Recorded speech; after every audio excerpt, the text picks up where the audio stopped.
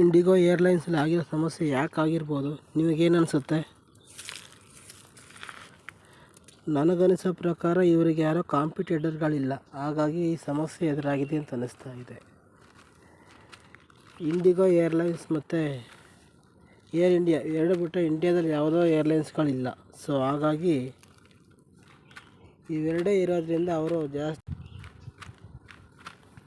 ಇವ್ರನ್ನ ಯಾರು ಕೇಳೋರು ಯಾರೂ ಇಲ್ಲ. ಈಗ ಇವ್ರು ಬಿಟ್ಟರೆ ಬೇರೆ ಗತಿ ಇಲ್ಲ. ಹಾಗಾಗಿ ಇವರು ಈ ರೀತಿ ಬೇಕು ಅಂತಲೇ ಈ ರೀತಿಗಳು ಮಾಡ್ತಾಯಿದ್ದಾರೆ.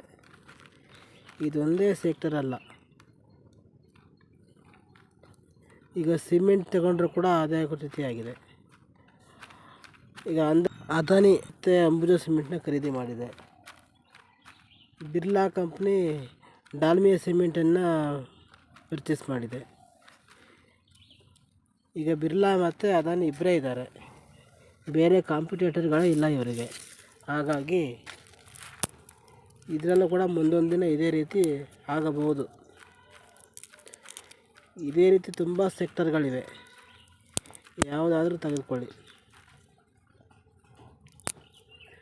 ಇನ್ನು ನೆಟ್ವರ್ಕ್ ವಿಷಯಕ್ಕೆ ಬಂದರೂ ಅಷ್ಟೇ, ಜಿಯೋ ಏರ್ಟೆಲ್ ಬಿಟ್ಟರೆ ಇನ್ಯಾವುದೋ ಬೇರೆ ಕಾಂಪಿಟೇಟರ್ಗಳೇ ಇಲ್ಲ. ಇನ್ನು BSNL ಇದೆ, ಅವರು ಕೂಡ ಆಟಕ್ಕಂತೂ ಲೆಕ್ಕಕ್ಕಿಲ್ಲ. ಮೊದಲೆಲ್ಲ ಎಷ್ಟು ನೆಟ್ವರ್ಕ್ ಇತ್ತು, MTS, ಯುನಿನಾರು ಮತ್ತು ವೊಡಾಫೋನು, ಐಡಿಯಾ, ಸ್ಪೈಸ್, ತುಂಬ ಕಂಪ್ನಿಗಳೆಲ್ಲ ಇತ್ತು. ಟಾಟಾ ಡೊಕೊಮೊ, ಟಾಟಾ ಇಂಡಿಕಾ, ರಿಲಯನ್ಸ್, ಎಷ್ಟು ಕಂಪ್ನಿಗಳೆಲ್ಲ ಇತ್ತು. ಆದರೆ ಈಗ ಯಾರೂ ಇಲ್ಲ. ಹೆಚ್ಚಿನ ಶೇರು ಜಿಯೋ ಮತ್ತು ಏರ್ಟೆಲ್ದೇ ಆಗಿರೋದ್ರಿಂದ ಅವ್ರು ಹೇಳಿದ್ದ ರೇಟು ತೊಗೊಳ್ಳೇಬೇಕು ನಾವು, ಬೇರೆ ಗತಿ ಇಲ್ಲ. ಆ ರೀತಿ ಮಾಡಿಕ್ತಾರೆ ಅವರು. ಇನ್ನು UPIಗೆ ಬಂದರೂ ಅಷ್ಟೇ, ಫೋನ್ಪೇ, ಗೂಗಲ್ ಪೇ ಬಿಟ್ಟರೆ ಬೇರೆ ಯಾವುದೂ ಇಲ್ಲ. ಇವರು ಕೂಡ ಮುಂದೊಂದು ದಿನ ಇದೇ ರೀತಿ ಸಮಸ್ಯೆ ಮಾಡ್ಬೋದು. ಯಾಕಂದರೆ ಇವ್ರು ಬಿಟ್ಟು ಬೇರೆ ಯಾರೂ ಇಲ್ಲ. ಯಾರು ಕೇಳಿದ್ರೆ ಫೋನ್ಪೇ ಮಾಡ್ತೀವಿ, ಗೂಗಲ್ ಪೇ ಮಾಡ್ತೀವಿ ಅಂತಾರೆ ಹೊರತು ಬೇರೆ ಯಾವ ಕಂಪನಿ ಹೆಸರು ಹೇಳೋದೇ ಇಲ್ಲ. ಇವರೇ ಡಿಮ್ಯಾಂಡ್ನ ಸೃಷ್ಟಿ ಮಾಡ್ತಾರೆ ಮತ್ತು ಇವರೇ ಅದನ್ನು ಸ್ಟಾಪ್ ಮಾಡೋದು, ಮಾರ್ಕೆಟಿಂಗ್ ಜಾಸ್ತಿ ಮಾಡ್ಕೊತಾರೆ.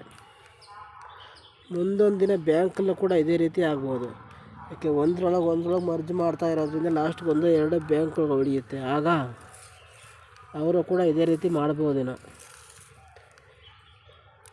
ಏನನ್ನಿಸುತ್ತೆ ನಿಮಗೆ? ಕಮೆಂಟ್ ಮಾಡಿ ಇದ್ರ ಬಗ್ಗೆ. ಹಾಗೆ ನನ್ನ ಚಾನಲ್ ಸಬ್ಸ್ಕ್ರೈಬ್ ಮಾಡ್ಕೊಳ್ಳಿ, ಲೈಕ್ ಮಾಡಿ, ಶೇರ್ ಮಾಡಿ. Thank you.